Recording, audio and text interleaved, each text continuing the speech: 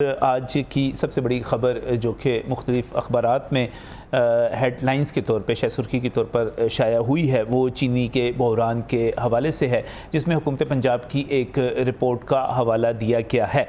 निगरान वज़ीर आला पंजाब मोहसिन नकवी को सेक्रेटरी खुराक ज़मान वट्टू ने कोई ब्रीफिंग दी है और वहाँ पर उनको अहकामात जो मिले उन पर मैं बाद में आऊँगा, लेकिन इससे पहले उस रिपोर्ट की तरफ जाना चाह रहा हूँ जो हुकूमत को पेश की गई। उसमें ये कहा गया कि ये चीनी का जो बहरान है और उसकी कीमतें जो बढ़ती चली जा रही हैं, इसकी ज़िम्मेदार लाहौर हाई कोर्ट है और लाहौर हाई कोर्ट के दो जज साहिबान हैं जिनका बाकायदा तौर पे नाम लिया गया। दोनों ही बड़े मारूफ और ख़ास तौर पे जस्टिस शाहिद करीम की जब हम बात करते हैं तो मफाद आमा की रिटों के हवाले से और उस पर फैसलों के हवाले से उनका नाम बहुत ज़्यादा मोहतरम है, बहुत ज़्यादा लिया जाता है। उसके साथ ही दूसरा नाम जो है जस्टिस अनवार हुसैन का लिया गया है, जिन्होंने कल भी इस हुक्म इम्तनाही में तोसी की और उस तोसी के बाद इस रिपोर्ट को सामने लाया गया। इस रिपोर्ट के मुताबिक अगर ये हुक्म इम्तनाही ख़त्म ना हुए तो चीनी का बहरान मज़ीद संगीन हो सकता है, क्योंकि शुगर मिल्स ने, ब्रोकर्स ने, डीलर्स ने आपस में कार्टल बना रखा है। ये सब आपस में मिले में हैं। इन्होंने चीनी जो है शुगर मिलों की वहीं पर ही अंदर पड़े पड़े फ़रोख्त कर दी जाती है, एक हाथ से दूसरे हाथ में बिकती है। इसमें आप अच्छे अल्फाज में कहें तो इन्वेस्टर्स सामने आते हैं, वो रुपया इन्वेस्ट करते हैं, चीनी को ख़रीदते हैं और उसमें अपना मुनाफा कमाते हैं। लेकिन अगर आप इसको हकीकी टर्म में बात करें तो ये इन्वेस्टर कम होते हैं, ये सट्टेबाज ज़्यादा होते हैं, ये सट्टाबाजी करते हैं, ये बैठे बैठे चीज़ों की कीमतों को बढ़ाते हैं। एक हाथ से दूसरे हाथ में शुगर मिल्स के अंदर ही चीनी बिकती रहती है और फिर उसका रेट आगे से आगे चलता रहता है। जो रिपोर्ट पेश की गई उसके मुताबिक चीनी जो है 40 रुपये 1.4 मिलियन मेट्रिक टन चीनी 40 रुपये इजाफी कीमत पर फ़रोख्त की गई और 56 अरब रुपये अवाम की जेब से इसके नतीजे में निकाल लिए गए। अब इस पर बहुत सारी बहस हो रही है, अभी तो बाकी चीज़ें तो हुकूमत बाद में करेगी, लेकिन ये कहा जा रहा है कि इसमें ज़िम्मेदारी किसकी आयद होती है कि हुकूमत अगर इसको कंट्रोल करना चाहती कीमत को तो वो कोई एक्शन करती, कोई कार्रवाई करती। सेक्रेटरी फूड मौजूद हैं, महकमा खुराक मौजूद है, उसके साथ साथ केन कमिश्नर मौजूद हैं, वो सब कार्रवाई करते और पूछते।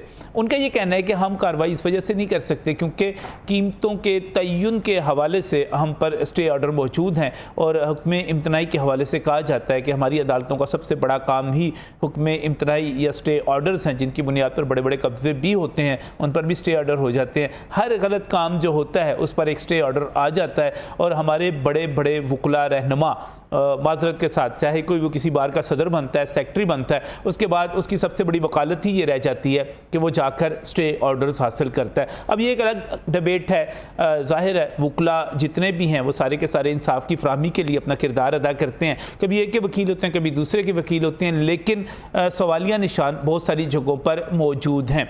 स्टे ऑर्डर्स की वजह से चीनी महंगी हुई, स्टे ऑर्डर्स की वजह से हुकूमत कोई कार्रवाई नहीं कर सकी। शुगर माफिया जिसको हम कहते हैं, या उसके शुगर डीलर्स हैं, या उसमें सट्टेबाज हैं, या उससे आगे बढ़कर डीलर्स तक हम चले जाते हैं, ये सब के सब आज़ाद हैं। अकबरी मंडी के अंदर कोई घुस नहीं सकता, जाके कोई कार्रवाई नहीं कर सकता, कोई चेक नहीं कर सकता कि वहाँ पर कितनी चीनी कहाँ पर किसने छुपा रखी है, और फिर रेट बढ़ते चले जाते हैं और फिर फ़ायदे पर फ़ायदा होता चला जाता है। और हुकूमत अकबरी मंडी में, मैं बड़े आपको पूरे यकीन के साथ कह रहा हूँ कि हुकूमत जो है, उसकी एजेंसियाँ, उसके इदारे जो है, उसके डिप्टी कमिश्नर, उसके बाकी लोग, उसकी पुलिस तक अकबरी मंडी में उस तरह दाखिल नहीं हो सकती जिस तरह के किसी और बाज़ार में दाखिल हो सके।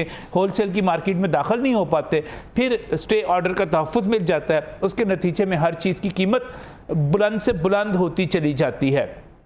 और फिर मसला ये बनता है कि जब हुकूमत किसी चीज़ की प्राइस तय कर देती है तो उसका भी रिज़ल्ट परचून फरोश या रिटेलर्स पर जाके सारा बोझ पड़ जाता है। पुलिस छापे मारती है, प्राइस मजिस्ट्रेट जो है वो छापे मारते हैं, कहाँ पर जाते हैं? परचून फरोशों के पास जाते हैं। क्या आपने कभी सुना कि अकबरी मंडी में छापा मारा और वहाँ पर जाकर उन्होंने रेट पूछा हो? परचून वाला बंदा जो है वो होल सेल से महंगी चीज़ लेकर आता है और फिर जब वो उसमें अपने 2, 4, 5, 7 रुपये रख कर, मुनाफा रख कर बेचने की कोशिश करता है तो वहाँ पर प्राइस मजिस्ट्रेट छापा मार देते हैं। आप शुगर मिलों पर छापा क्यों नहीं मारते? आप सट्टेबाजों को क्यों नहीं पकड़ते, आप अकबरी मंडी में क्यों नहीं जाकर चीज़ें चेक करते, ये सारे के सारे सवाल अपनी जगह पर मौजूद हैं। हुकूमत ने इस वक्त जुडिशरी की वजह से हाथ खड़े कर दिए हैं। हक़ाइक़ हैं क्या? हमने आज पूरी कोशिश की, बड़े लोगों से रब्ता किया, हम ये चाह रहे थे कि शुगर इंडस्ट्री का कोई ना कोई बंदा यहाँ पर मौजूद हो, लेकिन हमारे साथ यहाँ पर कोई मौजूद नहीं है। सबसे पहले जो हमारे पैनलिस्ट हैं मैं उनका आपसे तारुफ करवाता जाऊँ। अली जावेद बाजवा हमारे साथ यहाँ पर मौजूद हैं। आप माहिर कानून हैं, कानून को, अदलिया को, चीज़ों को, मामलात को बेहतर तौर पर समझते हैं। बहुत बहुत शुक्रिया अली हमें यहाँ पर ज्वाइन करने के लिए। इसके साथ ही अशरफ मेहताब साहब हमारे साथ यहाँ पर मौजूद हैं। आप चीफ रिपोर्टर हैं रोज़नामा नई बात की, और इसके साथ साथ इकनॉमिक रिपोर्टिंग के हवाले से एक बड़ा नाम है, बड़ा हवाला है। अशरफ मेहताब साहब आपका भी बहुत बहुत शुक्रिया हमें ज्वाइन करने के लिए। अभी कुछ ही देर में हमें जमान भट्टो साहब भी टेलीफोन लाइन पर ज्वाइन करेंगे, जो कि सेक्रेटरी फूड पंजाब है। सिकंदर हमीद लोधी साहब भी हमारे साथ होंगे। असगर भट्ट साहब शुगर डीलर है, उन्होंने हमारे साथ यहाँ पर पहले आने का वादा किया था। उसके बाद जहाँ बहुत सारे दूसरे लोग इससे माजरत कर रहे थे कि हम नहीं आ सकते, और हमारी टीम उनसे मसलसल रब्ता करती जा रही थी, जिनमें सोहेल भट्ट, आसिम गनी, ज़का अशरफ, माजिद मलिक, जावेद कियाना, मोहम्मद वहीद चौधरी, शाहिद लतीफ़, सोहेल शहजाद और नाम भी मौजूद हैं। बहुत सारों से रब्ता किया, लेकिन कोई भी अपने इस चीज़ को जिससे वो माल कमा रहे हैं उसको डिफेंड करने के लिए तैयार नहीं हो रहे। ये सूरत हाल है कि सबसे पहले आ जाती है कानूनी पोजीशन। जस्टिस शाहिद करीम की और जस्टिस अनवार हुसैन के नाम बीच में आ गए। अली साहब, ये आपके हुक्म में इंतनाई बड़े स्टे ऑर्डर्स बड़े मशहूर हैं, बदनाम है, बल्कि बदनाम कहना चाहिए। ये जजों ने जारी कर दिए, कीमत नहीं मुकर्रर करनी। अब कीमत मुकर्रर नहीं होगी, हुकूमत कार्रवाई नहीं कर सकेगी। ये जो रिपोर्ट सामने आई है, ये एक अदलिया पे हमला समझा जा सकता है?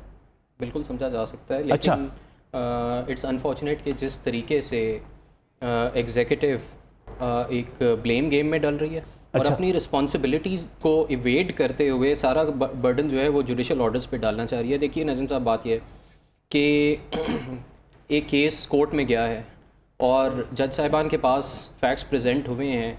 वहाँ पे government is a party, it is a litigant. तो गवर्नमेंट का ये काम है कि अगर कोई ऑर्डर उनके खिलाफ आ गया है on the basis of facts, अगर उनको लगता है वो एग्रीव्ड हैं, तो उनको फौरी तौर पे अपील करनी चाहिए थी। सही। अब इतना लेट ख्याल आया जब एक क्राइसिस खड़ा हो गया है, तो इसका मतलब है कि प्रोएक्टिव अप्रोच तो नहीं थी। और अनफॉर्चुनेटली होता ये है कि जब मामलात हाथ से निकलना शुरू हो जाते हैं तो उसके बाद फिर हम रिएक्ट करते हैं और फिर रिएक्शन के अंदर हम ब्लेम चढ़ाई कर दी ना, मीडिया ने चढ़ाई कर दी हुकूमत पर कि चीनी जो है जिसको 100 रुपये, 110 रुपये, 120 रुपये किलो होना चाहिए था, वो महंगी होती चली गई। और फिर बाद शहरों में, लाहौर में तो खैर 180, 185 रेट, 190 तक रेट रहा। बाद शहरों में कोयटा की बात की गई 230 रुपये पर चली गई। तो फिर उसकी वजह से हुकूमत डिफेंसिव हुई और हुकूमत ने कहा कि हम हक़ाइक़ सामने लेके आते हैं, हम कंट्रोल नहीं कर सकते, हम नहीं कर सकते कुछ। मुझे ये बताएं, क्या किसी स्टे ऑर्डर में ये लिखा है कि प्राइस कंट्रोल कमेटीज जो हैं वो काम करना बंद कर देंगी? नहीं, वो प्राइस तय नहीं कर सकते।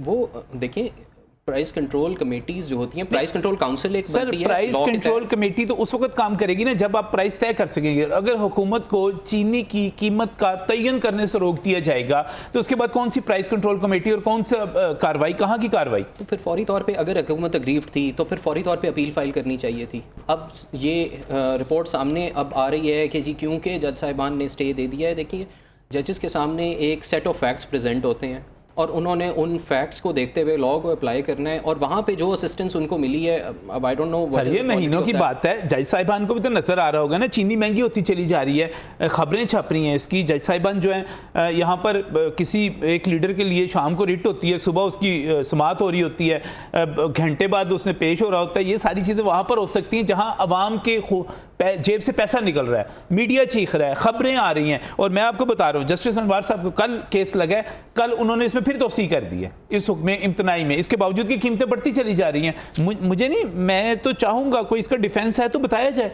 देखिए, मैटर सब जुडिस है और फ्रैंकली जुडिशरी को अपने एक्शंस को डिफेंड करने की ज़रूरत नहीं है। होना सिर्फ इतना चाहिए कि अगर कोई भी पार्टी, लेट्स से गवर्नमेंट है, कोई यहाँ शुगर मिल मालिकान थे दूसरी तरफ, अगर ये एग्रीव्ड होते किसी भी ऑर्डर से तो उसको प्रोएक्टिवली चैलेंज करें थ्रू अपील। आपके पास ज़्यादा फॉरम्स अवेलेबल हैं। अगर आप, if you not satisfied with an order, आप उसको चैलेंज कर सकते हैं। और ऐसा नहीं हो सकता कि पूरे पाकिस्तान में सारे के सारे जजेस जो हैं वो अगर लेट्स से, अगर लगता है आपको या गवर्नमेंट को ये लगता है कि जी लॉ के अगेंस्ट, फैक्ट्स के अगेंस्ट कोई फैसला हो रहा है, तो फिर there are forums available, intra court appeal है, सुप्रीम कोर्ट मौजूद है, आप जाइए दरवाज़ा खटखटाइए। ये इस तरह से रिपोर्ट दे के पूरी की पूरी ब्लेम गेम जुडिशरी पे डाल देना और ख़ुद कह देना कि जी हमारे हाथ खड़े, हम तो कुछ कर नहीं सकते, इसका मतलब है कि फिर आपने पहले दिन ही चैलेंज करना चाहिए था, तब क्यों नहीं किया, तब सोए हुए थे। तो मेरा ये ख्याल है कि इस तरह से ब्लेम गेम का कोई फ़ायदा नहीं होगा। आप अभी भी टाइम है, प्रोएक्टिवली इसको टेकअप करें, जुडिशरी के साथ अपील फाइल करें, अपील के अंदर बताएं कि जी ये फैक्ट्स हैं, और अगर ऑर्डर में आपको लगता है कि कोई इलीगैलिटी है तो उसको चैलेंज करें। The forums are there.